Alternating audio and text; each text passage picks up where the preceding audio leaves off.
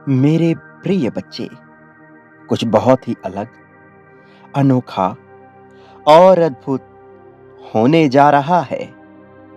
कुछ ऐसा दिव्य समागम होने जा रहा है जो तुम्हारे जीवन में एक बहुत बड़ा अद्भुत चमत्कारिक परिवर्तन लेकर आएगा।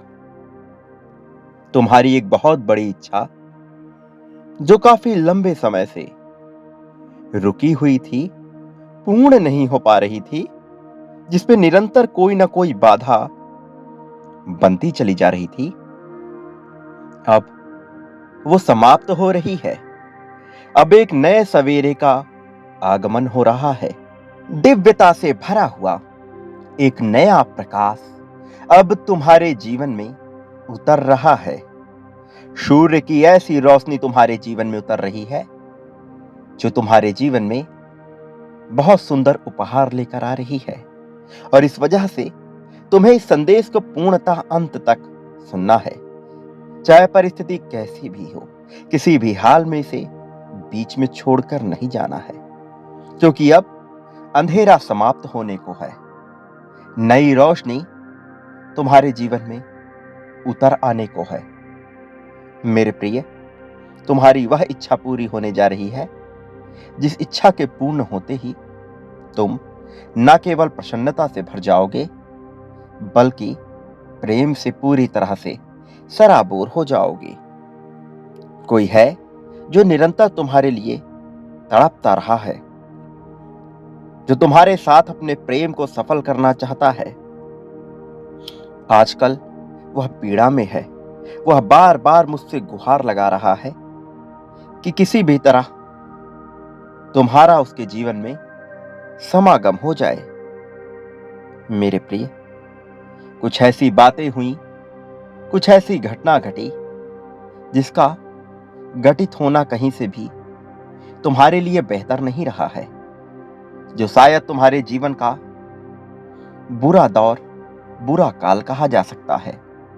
लेकिन हर बुराई के पीछे एक अच्छाई छिपी हुई होती है। संख्या 444 तुम्हें कुछ बता रही है। संख्या 444 की ऊर्जा तुम्हारे जीवन में उतर रही है। जिस नए सवेरे की मैं बात कर रहा हूं, इसका प्रारंभ बहुत पहले ही हो चुका था।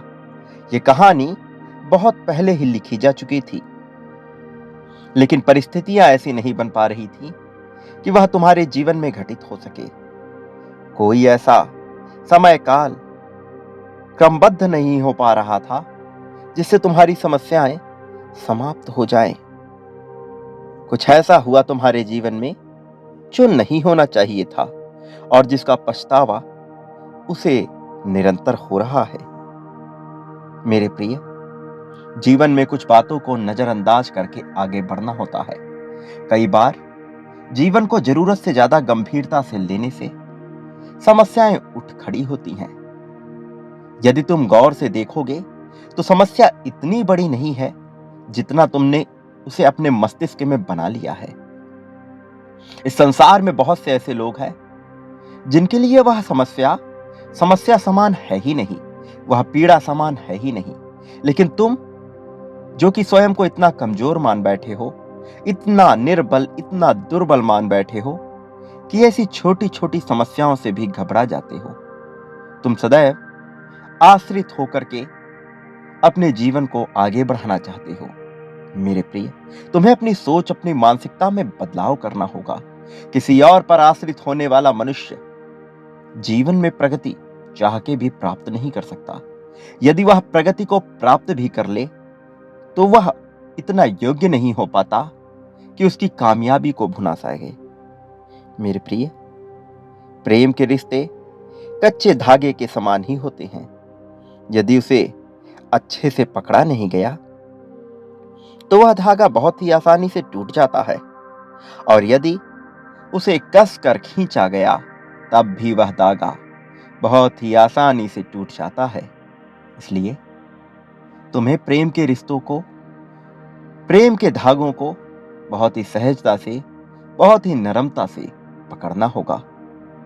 फिर यह प्रेम किसी से भी हो, फिर यह प्रेम चाहे अपनों से हो चाहे परायों से हो, यह प्रेम ही है जो जीवन को सही रूप में चलायमान रखता है। यदि नीतियों और नियमों के अनुसार जीवन चले तो तुम्हें लगेगा कि तुम्हारे साथ बहुत ही ज्यादा ज्यादती की गई है, क्योंकि हर पाप की सजा एक समान हो जाती। यदि तुम गौर से देखोगे तो तुम में और उनमें विशेष अंतर नहीं है जो गलत कार्य कर रहे हैं। यह अलग बात है तुम्हारे गलत कार्य करने की आवृत्ति उतनी ज्यादा नहीं है। यह भी अलग बात है कि तुम्हारी नीयत कभी बुरी नहीं रही है, किंतु बुरे कर्म तो तुमसे भी हुए हैं।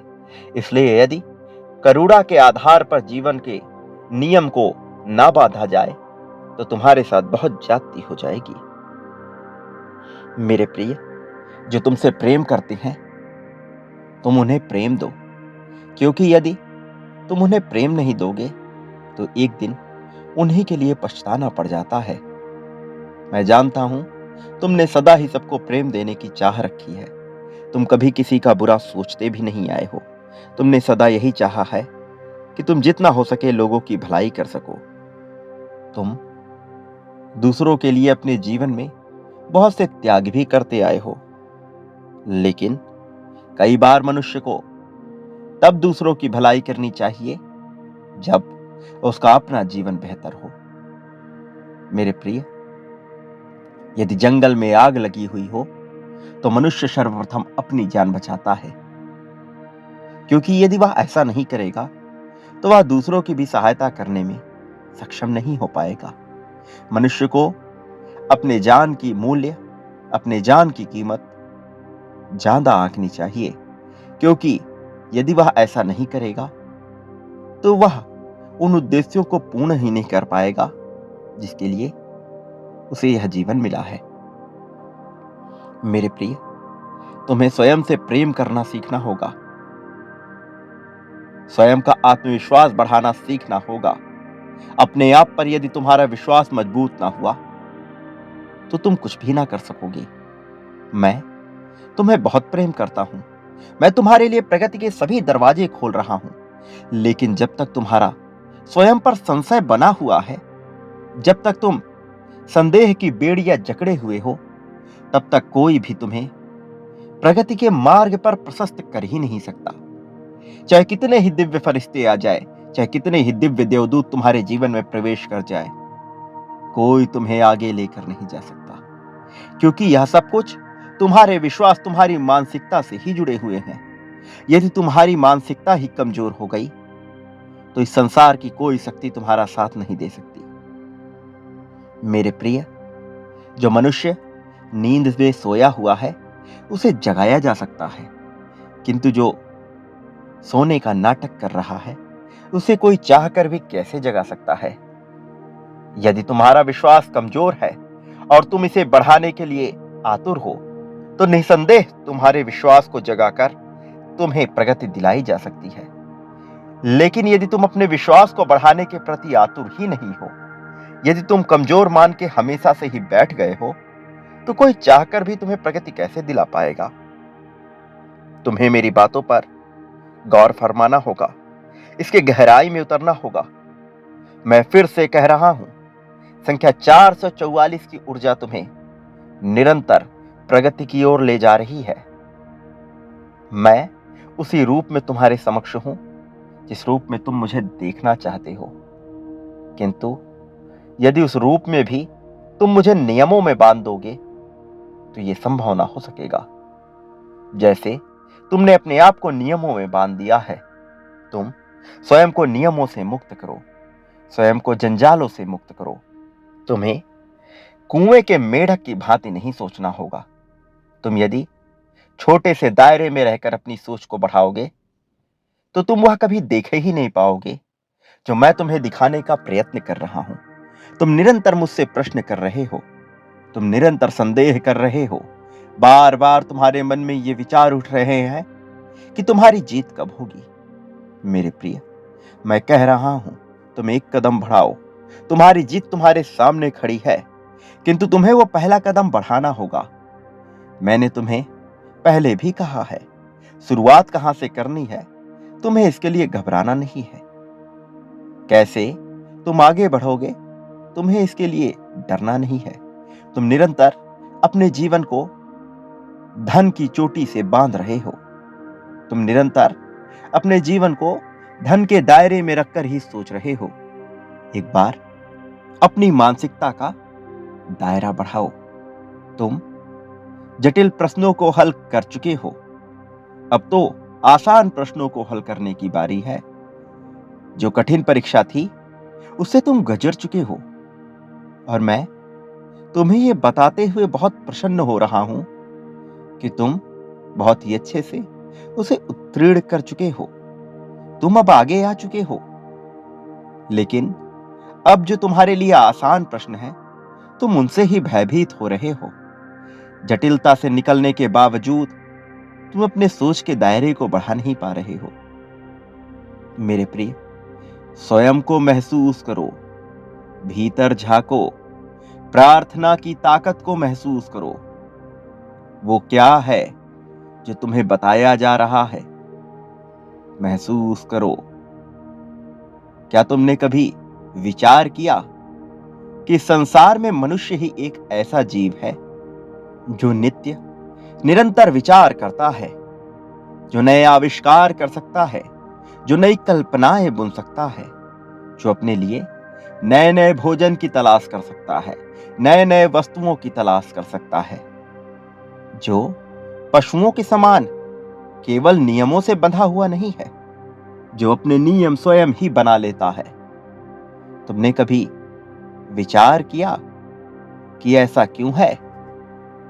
जब अन्य पशु पराबैंगनी किरणों को देख सकते हैं, उन तरंगों, उन आवृत्तियों को देख सकते हैं जो मनुष्य महसूस नहीं कर सकता, जब उन्हें इतनी क्षमता दी गई है, तो मनुष्य के पास यह गुण क्यों नहीं है? क्या कभी तुमने इसका विचार किया मेरे प्रिय?